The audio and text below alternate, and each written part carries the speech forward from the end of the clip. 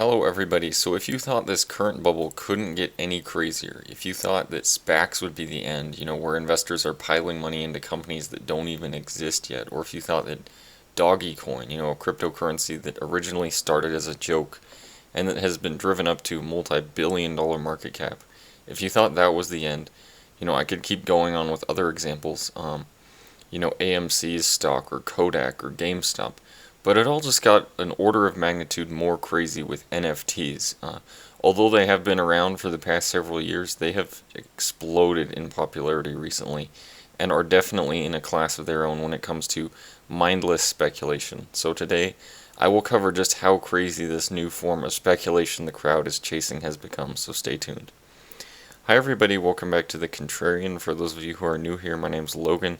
I really like to talk about overall success investing, and most of all, going against the crowd. You cannot outperform the market unless you go against the crowd. And this video really applies to NFTs, especially just with how the crowd is chasing after them right now to an extent I don't know that I've ever seen before.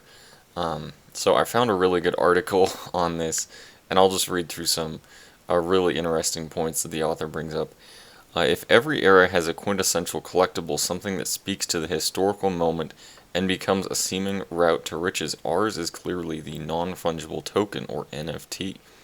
Over the past year, NFTs, which include among other things pieces of digital art, digital cards featuring NBA highlights and limited series music albums, all recorded on the blockchain, have become objects of obsession and financial speculation, fueling hundreds of millions of dollars in transactions, the biggest of which happened just a couple of weeks ago when a 10-second video clip created by digital artist Beeple sold for $6.7 million. By the way, since this article, it's gone up to, I believe, $69 million is now the largest transaction that has occurred, but this is just insane. As the article goes on to say, just with what NFTs actually are. But what are they actually? In effect, they're digital assets created from whole cloth. Token simply means that an NFT is an item on the blockchain, like Bitcoin or Ethereum's Ether. Its existence has been permanently recorded there from the start, and anything that happens to it, a sale, a trade, etc., in the future will be permanently recorded as well. It's the non-fungible part that really matters to the potential value of NFTs, since non-fungible means each NFT has a distinct identity and cannot be simply exchanged for another. One Bitcoin is exactly like another, just as $1 is exactly like another. So it makes no difference which particular dollar you own. NFTs, by contrast, are all distinct objects. There is, however, one big difference between NFT collectible craze and collectible crazes of the past, which is that from the start the NFT collecting craze has been largely about money and the prospect of getting rich.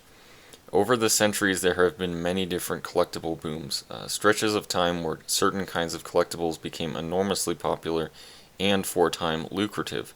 The first great speculative bubble in the West, Dutch Tulip Mania in 1637 to 1638, was effectively a collectible bubble, as the Dutch became so obsessed with owning the rarest and most beautiful tulip variants that they were willing to pay the price of a home for especially rare bulbs. More recently, we've seen booms in Hummel figurines, Magic the Gathering cards, Legos, Beanie Babies, comic books, and baseball cards.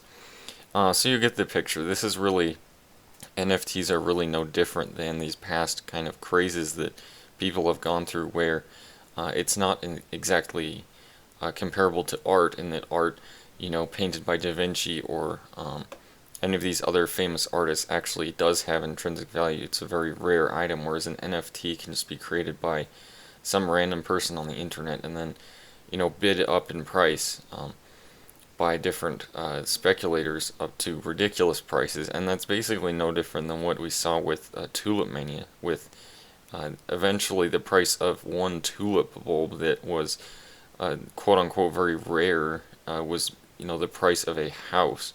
That's just insane, but that's really no different than what we're seeing right now with NFTs. With NFTs, by contrast, it's impossible to separate the boom in ownership from the boom in speculation.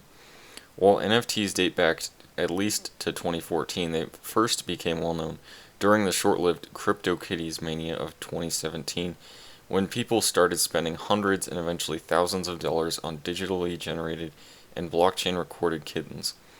While CryptoKitties started as a fun, goofy game, money was a big part of the story almost from the start.